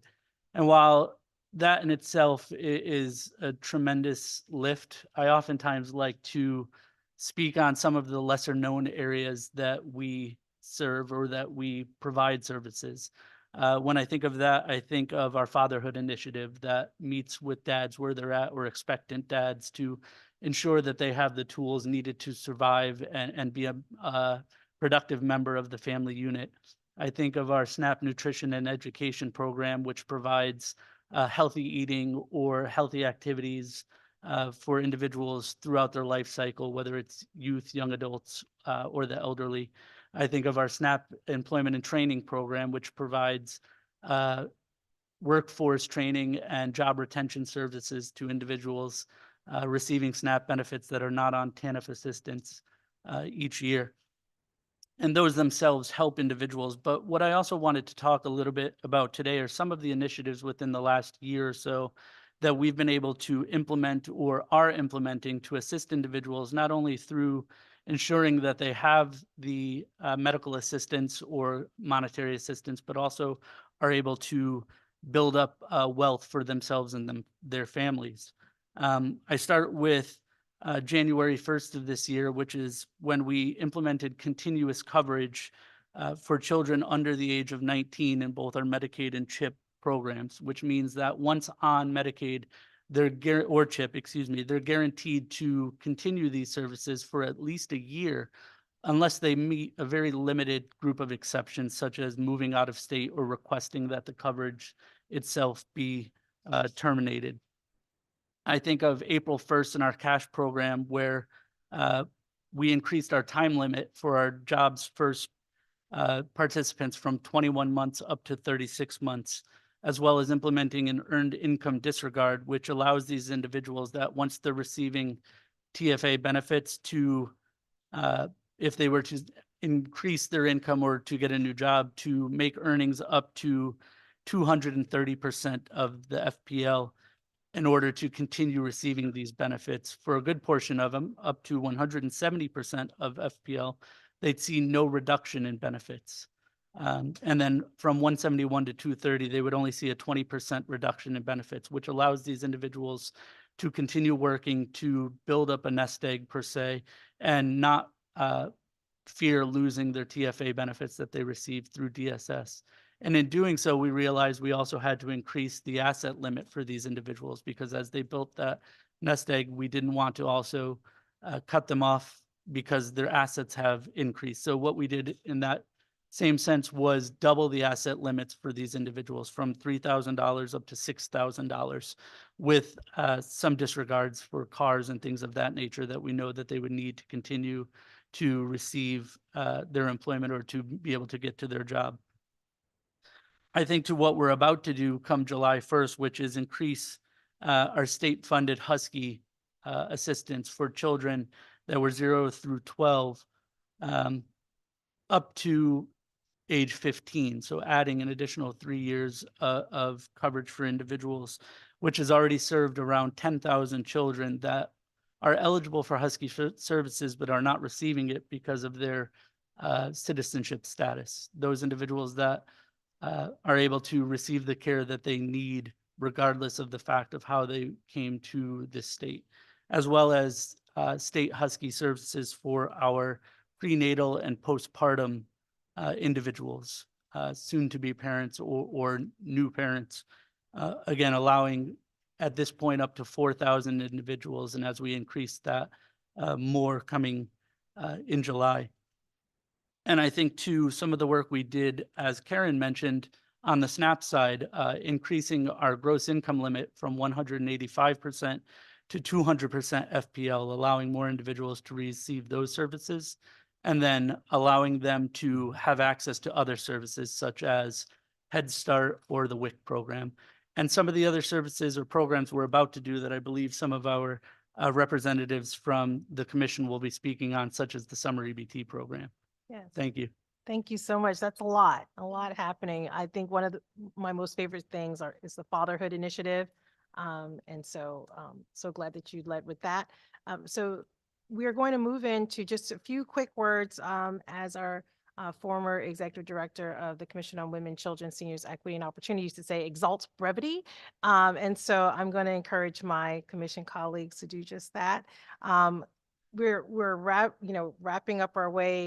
wrapping it up with the life cycle, right? So we've kind of been in early childhood, we've been in this teen and youth space, and now I'm going to ask my colleague Michael Werner to tell us a little bit of what's happening innovative in the aging policy space, and then we'll go to Christian and Megan.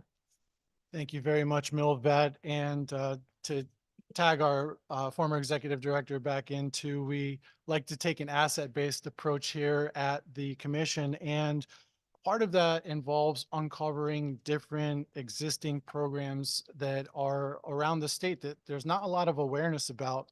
And that's something that we work together and collaborate with our colleagues on. And want to give a shout out in this instance to the Department of Aging and Disability Services and the State Unit on Aging for bringing our attention to the Kinship Fund and the Family Respite Fund, which are administered through the probate courts. And through these programs, there are grants available to guardians in the amounts of $550 per child, up to a maximum of $2,200 for a family of 4. And this is for folks who are serving as guardians to minor children as a result of an appointment by the probate court or the Superior Court for juvenile matters. And in these programs, these are for folks who are not receiving existing benefits or subsidies from DCF. And these grants are having the purpose of being eligible for health, including eyeglasses, dental care, hearing improvements, enrichment, school field trips, club sports, development, clothing for social functions, different milestones, basic needs, school clothes, hats, mittens, things like that.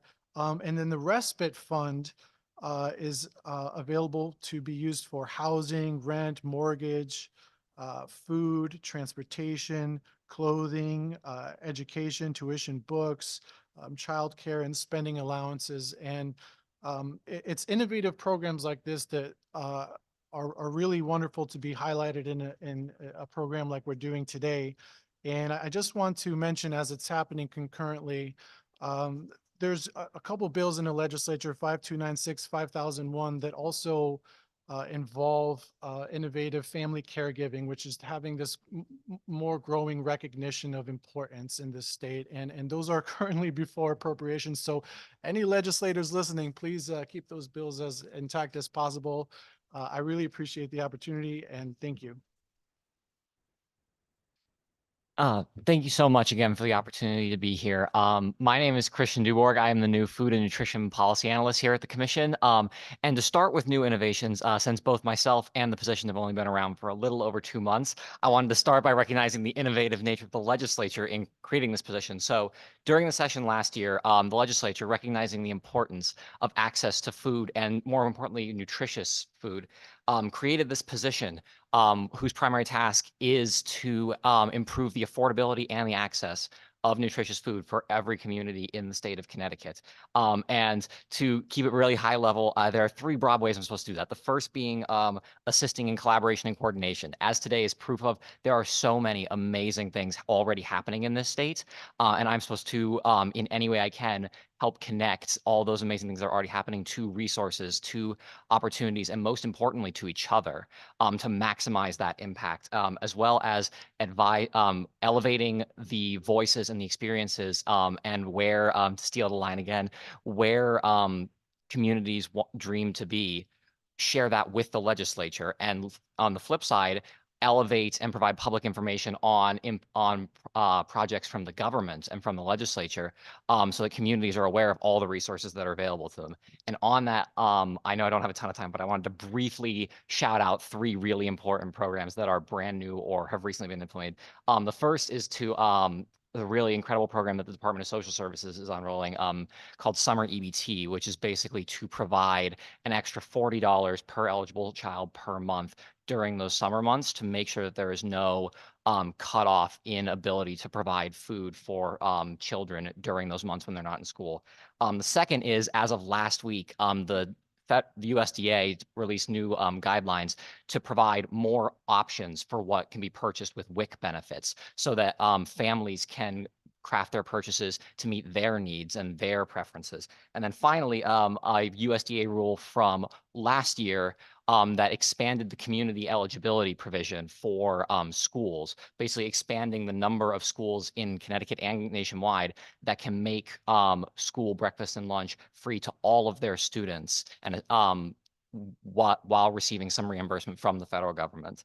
And the last thing I really just want to touch on is, I had hoped to get a chance to shout out all the other incredible things that I have learned that are happening throughout the state. I would be here all day. And so I just am really honored to be here, and I hope to have the honor to work with many of the people in this room and many of the people across the state, because I truly believe with all the great ideas, great organizations, and great people that we have in the state, the possibilities are truly endless. Thank you. Hi, good afternoon. My name is Megan Baker. I'm the lead Asian American Pacific Islander policy analyst for the Commission. And 2Gen really flows in the cross currents of all of our work when we champion these at the legislature, when we champion them with the federal government like USDA, but also at the municipal level. And last month, we joined Dr. Cynthia Ritchie, who's a superintendent of New London Public Schools, and some familiar faces at ConCan, Steve Hernandez, on a site visit for something really innovative and exciting in terms of how we look at family resource centers in New London, and also the way that they're envisioning in their available resources currently and in their like hopeful expansion of their adult education program and their family welcome center. Some of the cultural components that as an AAPI analyst, I really try to champion in these spaces and the way they're actualizing that. And so their assistance for these historically under-resourced communities like ESL residents, English as a second language, immigrants, and non-traditional families. I just want to highlight three things that they're really doing. One being the U.S. citizenship classes for citizenship test prep for immigrant families in New London that are looking to prep for citizenship and becoming naturalized citizens. English as a second language classes, their connections to CIRI, the Immigrant Refugee Center that's run statewide, and then just addressing things like programs and resources that are specifically targeted towards grandparents as family caregivers, and then some of their community events being available in other languages, them being able to provide monetary compensation for translation services at these events for families that have cultural competency, have linguistic insecurities. And so I just wanted to thank Melvet for the opportunity to highlight and uplift this work in New London. The Commission and ConCan are looking at ways to partner with them, and at the state level too. I know there's a few bills floating around to support their work, just as that positive imaginative model for the ways that we can really innovate the FRC space when we apply a comprehensive and a holistic family inclusion lens. So thank you for the opportunity to be here and echo the API and the cultural voices. And I will turn it back over to Melvet. Thank you, Megan. All right, and thank you, Commission Analyst Leeds. You understood the assignment. Thank you for getting that all out. Lots of information. We ask you to visit our website. We'll put the link out there in the Zoom and also in our follow-up email, but we are here to serve the legislature and the people of Connecticut. So thank you for the work that you were doing and also our other colleagues who have been in and out of the room. So as we close out, I just want to turn it over to legislators in the room who might have reflections or final thoughts. I just want to thank everybody for coming in and providing the information. Very beneficial for those of us on the Education Committee. So thank you very much.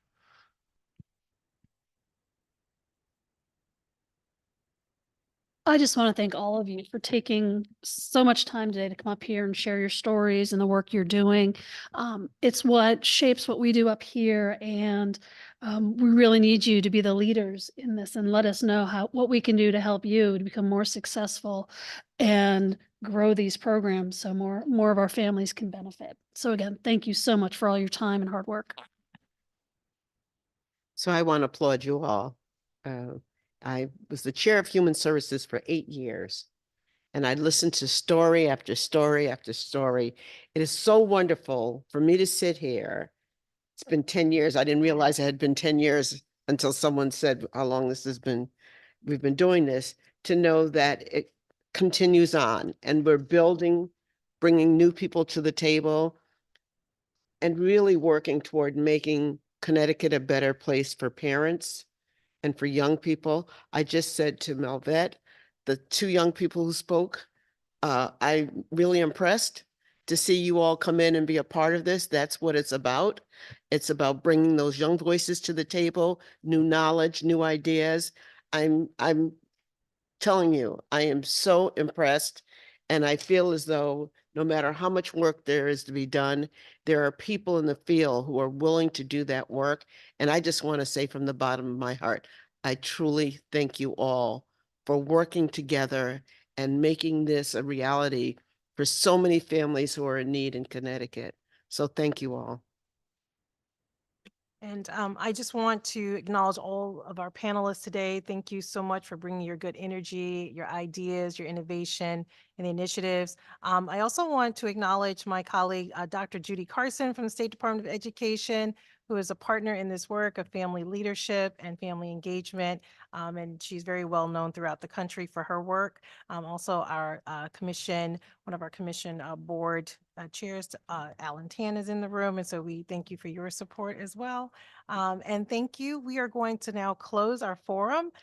If anyone is interested in having the follow-up resources, please sign up on the desk over there, and we'll also be sending out an email. Thank you.